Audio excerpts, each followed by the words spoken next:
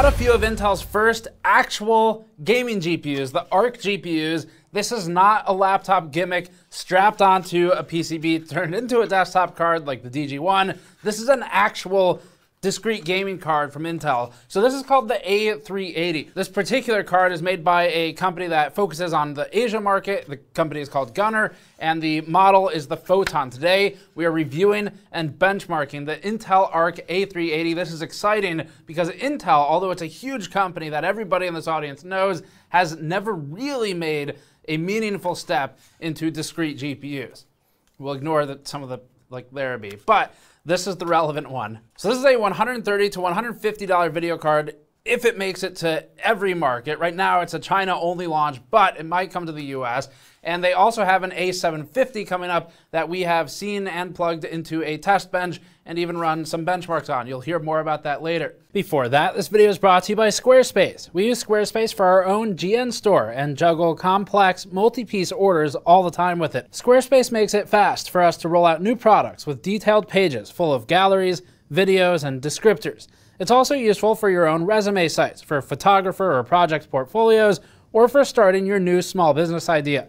There's never been a better time to try and start your new business than right now, and we can vouch that Squarespace makes it easy. Visit squarespace.com/gamersnexus to get 10% off your first purchase with Squarespace. So today we're going into the Unknow, as the box art says, or the Unconwa, as the pre-production one says.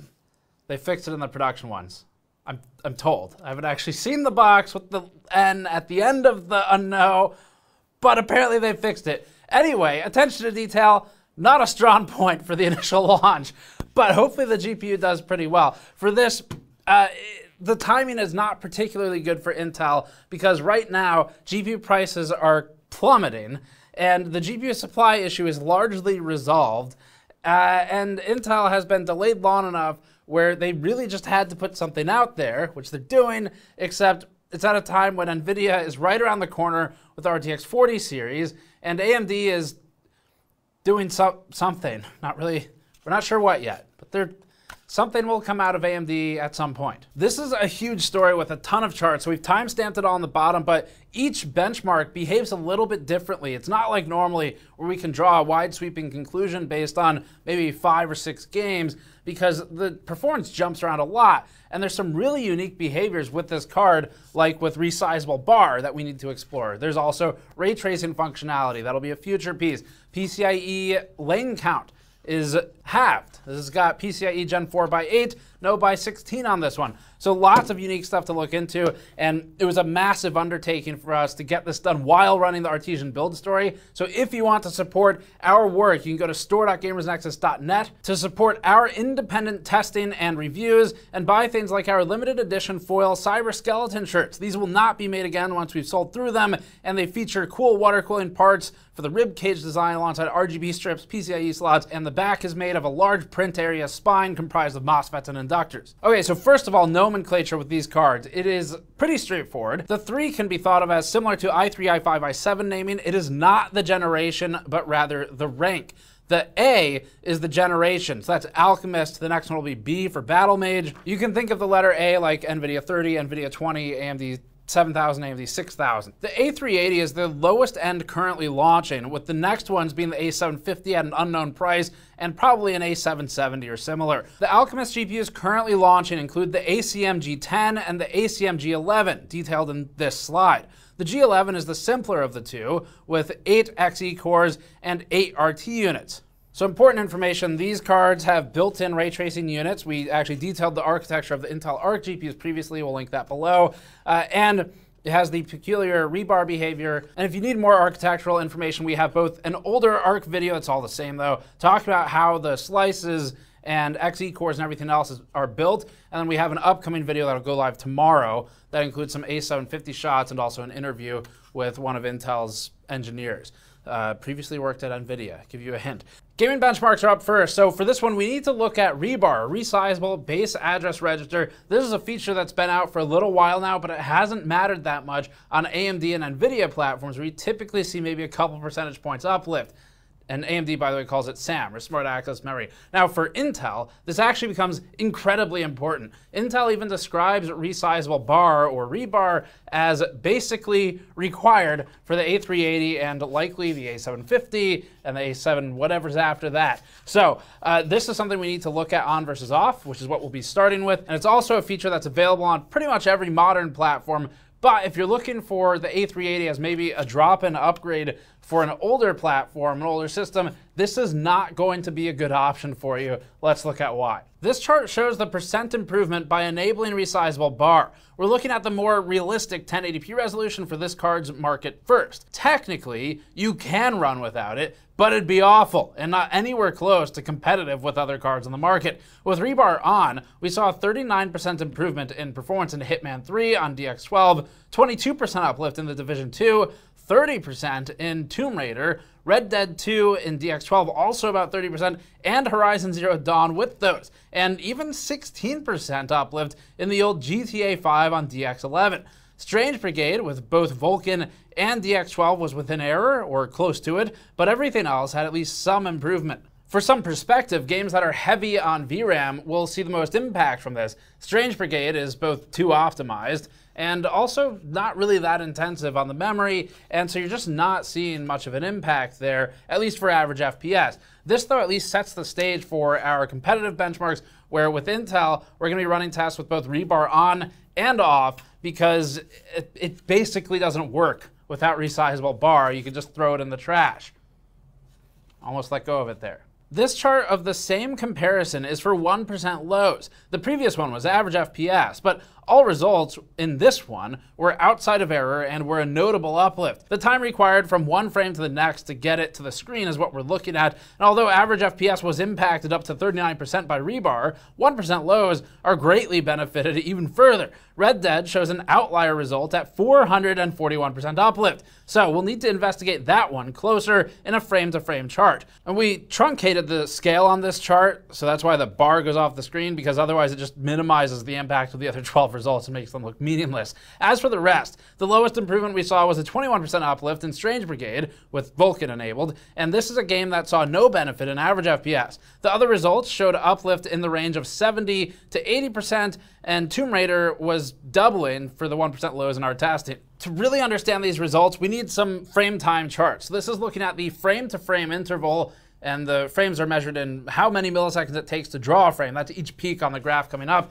And lower is better, but more consistent is best. This is the closest empirical representation of how the game feels that you can create in a benchmark. Anything else like bar charts, they're easy for a lot of data, but they also leave some of this information out. So let's get to it. Here's the answer as to why it was so bad in Red Dead and other games with poor performance without ReBAR.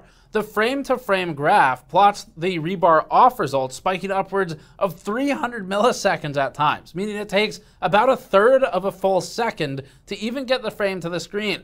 Most people can see excursions from the previous frame in the 8 to 12 millisecond range. So even someone who's never played games before will see a 300 millisecond spike. This is bad. And if this were how the card behaved at all times, it'd be dead in the water as a result, and something we would never recommend. Average FPS is relevant if the overall experience is choppy and stuttery, and that's what the blue line represents. Now with ReBAR on, things are actually fine. So it completely negates all of the statements just made, and it actually becomes okay. It's best that we zoom in though so you can see just that set of data. Zoomed in, the A380 still isn't perfect, but it's certainly way better when ReBAR is on. The on results were typically around 22 milliseconds with 3 excursions, and those spiked to about 42 to 58 milliseconds. Now that's still bad, to be clear, and it is noticeable in gameplay as a stutter or a hitch, but the difference is that this set is playable behavior, while the blue line is completely unplayable. So we have enough data now to see a trend and basically say, yeah, ReBAR, even though it's not technically required, it is. ReBAR does not show this type of impact in AMD and NVIDIA from what we've tested. They're typically in the range of 0 to a couple percentage points uplift in average FPS. Sometimes it's even technically negative because it's basically error, and so it's a lot different story there. Now, as for how this works, Resizable bar plays the biggest role in performance when the CPU is writing to GPU memory, or technically reading, although that's even less common. How frequently this will happen depends on the game.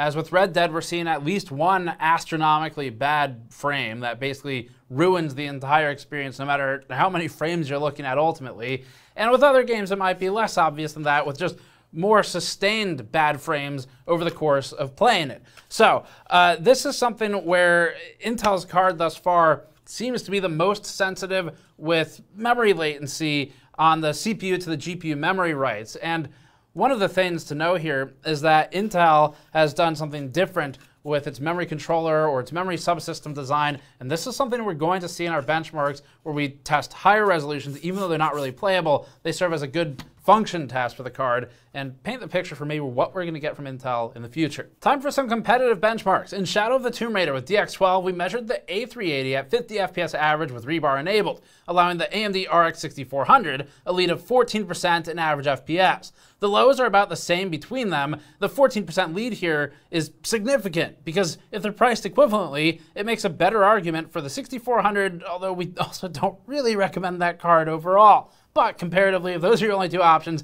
it's doing better. Compared to the 1050 Ti OC from 2015, which isn't actually overclocked here, that's just how MSI titles things. The A380 leads this by about 36% in average FPS, and it has a good lead in lows as well. The 1030 is irrelevant both here and always, but if they're anywhere close in price, the A380 would be far superior. As for the GTX 1650 and the 1650 Super, both have significant leads over the A380. The 1650 Super is about $200 on Amazon right now, so $60 or about 43% more money than the A380 is, and more than at least the A380's theoretical price of whatever, $130 to $150.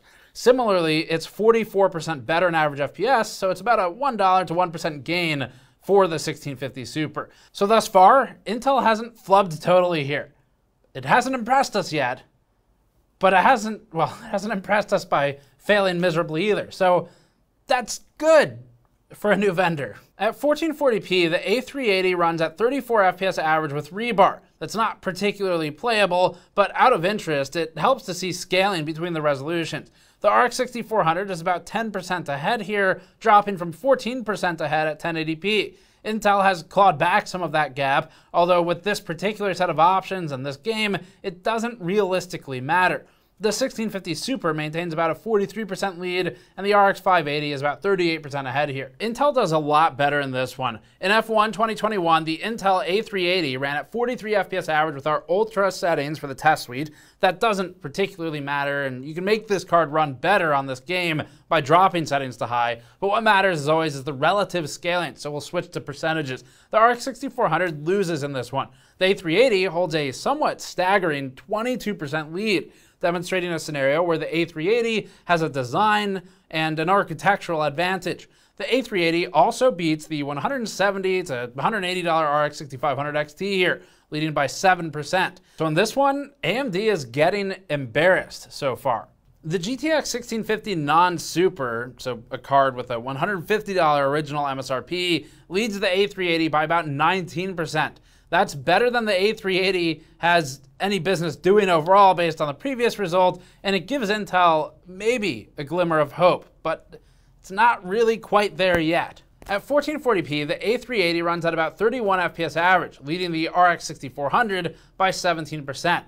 That's less of a lead than before, but it's still a lead. If you scaled down the settings to medium or low, which wouldn't be worth it, but would enable play, the A380 would do okay here. The RX 580 has a massive 70% lead. And again, if rolling the dice on a used card that probably came out of a mining farm doesn't bother you, it might be worth rolling the dice on it if it's a similar price to the A380, given those two. I mean, it's $145 for a 580 feels kind of bad considering it was $200 to $250 originally, and it's been quite a long time. But in Far Cry 6 at 1080p, the A380 with ReBAR ran at 54 FPS average. The lead over the non-ReBAR result is massive, showing this Intel-specific behavior at play. The 6400 ran at about the same level regardless of ReBAR, holding a reduced lead of 10% versus the A380. It's also a little more expensive, in theory anyway, so that's a better position for the A380 relatively than one of the previous charts, like Tomb Raider. The price equivalent, but used, RX 580 would land you 26% ahead, not nearly as dramatic as the 40% we saw in Tomb Raider. And the 1650 Super is about 35% ahead here, losing some of the value proposition seen previously. Sadly, the 2022 A380 only leads the GTX 1050 Ti by about 11%. And we dug up our receipts for that particular 1050 Ti and we paid $160 when it was new, 6 years ago. At 1440p, the A380 isn't playable for Far Cry 6 with high settings. It's not a big surprise, but we can use it synthetically. The RX 6400 leads by only 2.4% here, showing that it is possible for the A380 to encroach on its competition. It just needs the right workload, or the competitor needs the wrong one.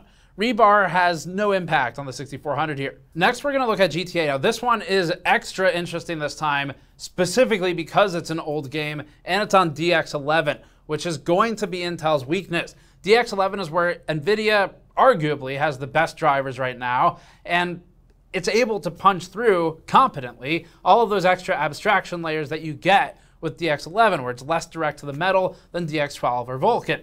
And Intel will have a hard time fighting that because NVIDIA and AMD both have decades of history building relevant drivers, not the IGP ones that Intel ships for its CPUs, but actual drivers that get updates and mean something. So for Intel, whenever it's competing in a title that isn't brand new or in the future, that's where it'll have the hardest time fighting, and GTA 5, along with lots of other old games, are still popular today.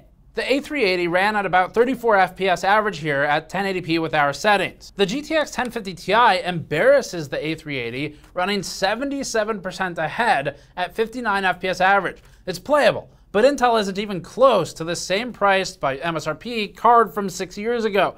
If you want to play the inflation game, the 1050 Ti might be worth a little bit more now than it was back then.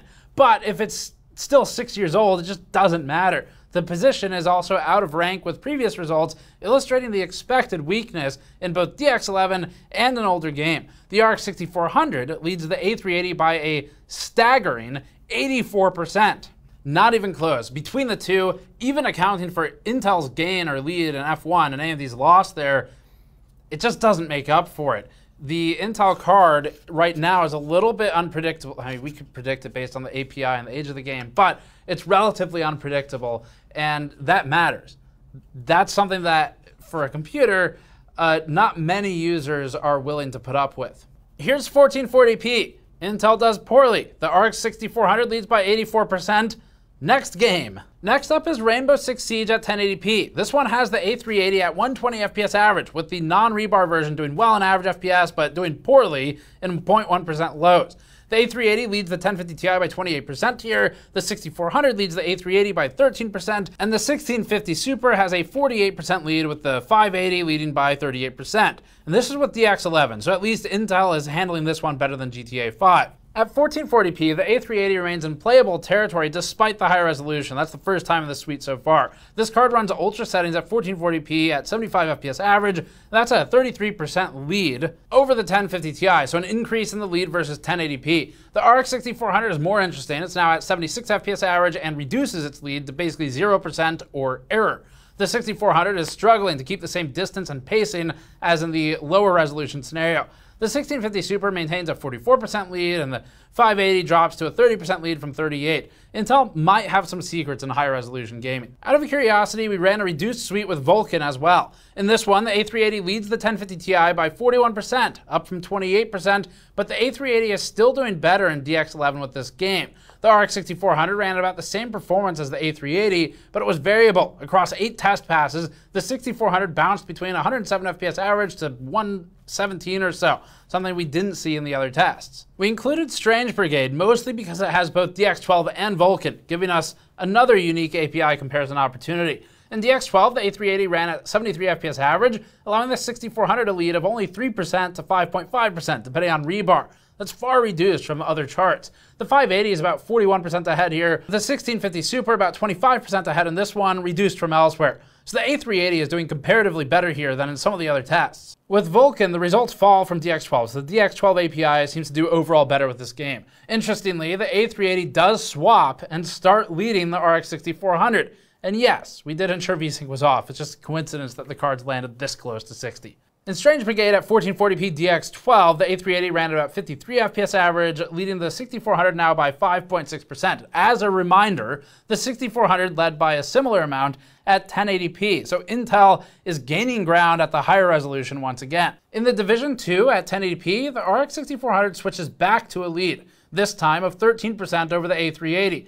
The A380 is about 40% ahead of the 1050 Ti, with the 580 about 46% ahead of the A380. Interestingly, at 1440p, the 6400 drops its lead to 5.3% from its previous 13% lead.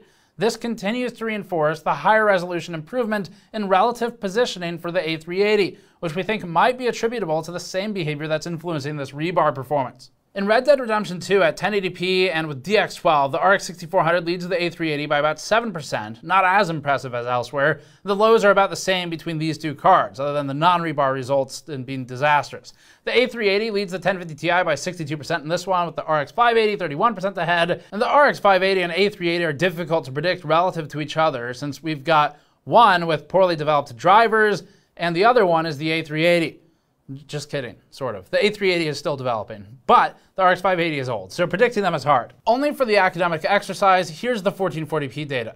The RX 6400 now leads the A380 by 2.2%, down from 7% at 1080p. Neither is playable, but the value is understanding the behaviors. Just quickly tested in 1080p and with Vulkan, the RX 6400 now leads by 13% instead of the previous 7%.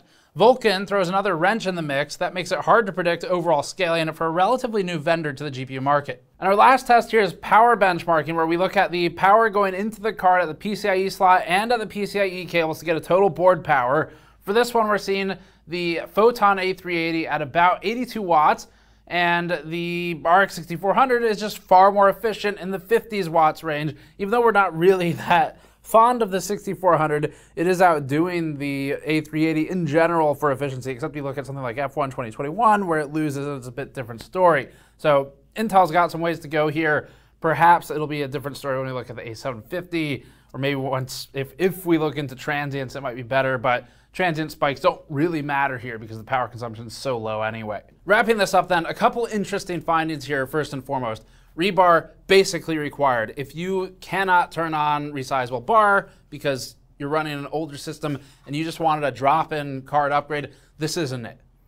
It's not going to do it for you. It cannot compete even remotely when rebar is off. And even worse, even if you didn't care about competing, you still run into the problem where the frame time consistency is sometimes abominable when rebar is not enabled. So that's number one thing. Second part is PCIe lane count. We're going to look at that next, where it would only really matter if you're running PCIe Gen 3x8 versus, say, PCIe Gen 4x8. But for most platforms, PCIe Gen 4 is available if you also have rebar available, so it's kind of lower on our priorities list. If rebar weren't basically a requirement, then we'd be much more interested in that angle. One other thing here, we noticed that in higher resolution tests like 1440p, actually even 4K, which we didn't show, even though it's not playable, it's not practical most of the time, it reveals an interesting behavior, which is that Intel's Arc GPUs, they start to gain performance relatively versus competition, where it'll climb a few percentage points towards or past things like the RX 6400. And while that's not really actionable, because if you're not playing at 1440 anyway, because it's not really quite good enough, you don't benefit from it, it does tell us where Intel's going. And we think this is related to rebar behavior, where because of the unique memory subsystem structure that they're using and the reliance on memory latency, it may be the case that we see these GPUs doing, the architecture doing better with higher resolutions than, say, 1080p. So it'd be more like NVIDIA than AMD right now in that way. The biggest problem that Intel's running into with the A380 and probably every other Arc GPU, at least in the initial lineup, is definitely consistency. The behavior is erratic, and it is based on a few different things. One of them is the API. If it's another one is the age of the game. Another one is the driver, the level of optimization of the drivers for each specific game. And these things all kind of tie together. So DirectX 12 and Vulkan are on most modern games. It's what they're built with for the API. Older stuff on DX11, DX9, so we saw GTA, really abysmal performance for the A380. It wasn't even close to the RX 6400 in that game. Made no sense at all.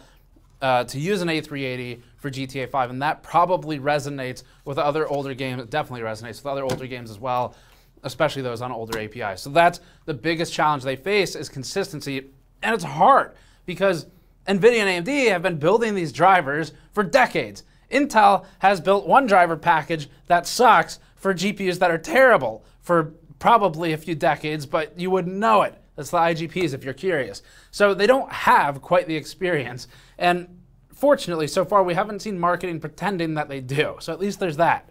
So the 6400 from AMD, it's $150, $160 card right now. It's 7 to 14% ahead a lot of the time. Sometimes it allows the A380, though, to lead by 20%, like an F1. So it's all over the place. Right now, you are taking a little bit of a risk if you buy Intel Arc, but it's new and it has to get established somehow. So someone has to take that risk. Intel is a huge company. It does have a lot of resources on this, and the roadmap does have at least a few more years in the works, with at least one more generation being worked on right now. That would be Battle Mage. So if it gets abandoned, it at least won't be for a few generations, if that's any consolation. Other things to be aware of, so the RX 580, if you're okay with a used GPU, personally speaking, RX 580s are old enough now, and they were heavily enough used, especially in mining at this point, that I would feel uncomfortable buying an RX 580 8GB. They are on eBay. They're like the same price as something like this is,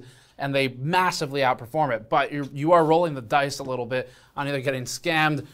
Who knows? Maybe Artesian's former CEO will sell you one and then somehow recall it. Oh, and there's the re-roll. The performance versus the 1050 Ti isn't particularly impressive either. Sometimes it's like 11% ahead. It's not really that exciting considering that's a 2016 card. So our opinion on this ultimately, the A380, there's a reason Intel didn't launch it worldwide immediately. There's a reason they relegated it to one market. They chose China for this market. Everything will sell. There's a massive audience there. And that reason normally is because it's just not competitive enough, or a supply issue. It's one or the other. But we're leaning towards, given Intel's history, probably they want something a little fiercer to launch in the rest of the world as their flagship. And now it's basically going to be forced to acknowledge that this exists because media is starting to get it. So the A750 would be the one to really look out for. As far as should you buy it, so basically no. It does better than it really you would expect in some games like F1. It's just that consistency is the key, where if it's not consistent, that is one of the most frustrating experiences for an end user. So who should buy it right now is an enthusiast, someone who likes being on the cutting edge, wants to play around with something new and different and interesting, and has the patience to deal with some frustrations because you've worked on computers enough to know how to deal with it. Strictly from a value perspective, so the card, as in the video card, not just the GPU, this is much better built than $160, $150 RX 6400s that you can get for the same price or more. So that's embarrassing for AMD and its partners, where they're shipping you basically a piece of paper for $160 that is just not well built. So Intel, or at least Gunnar partnering with Intel, has that going for them. Maybe they're taking lower margins on this because they have to compete. Whatever the case may be, at least the card itself is built well. We'll look at that in the teardown. But in terms of competition, for us, it's kind of in that maybe camp. If you are not experienced with computers, troubleshooting, or you're helping someone buy who isn't, this is not for them. It's too early. If you're experienced with it, we think it's competitive sometimes. It's hard to make a firm recommendation, though, just because it is kind of all over the place. So anyway, it's a good start for Intel. Any company coming into the space, like you said, you can't hand it to them and say, okay, well, because you're small, it's a weighted scale. And so if you're 30% behind, then suddenly you're equal. We can't do that. So it's good that Intel has a good footing here. The drivers have to develop and mature more, and so does the architecture. We'll see see where the A750 is, but that is your first look at it for an in-depth test, and we have many more coming this week, so subscribe for all of that. That's it for this one. Thank you for watching. Go to store.gamersaccess.net to help us out directly and grab one of these limited edition Cyber Skeleton shirts, and you can go to patreon.com/gamersaccess for behind-the-scenes videos and some written updates that I've been posting. We'll see you all next time.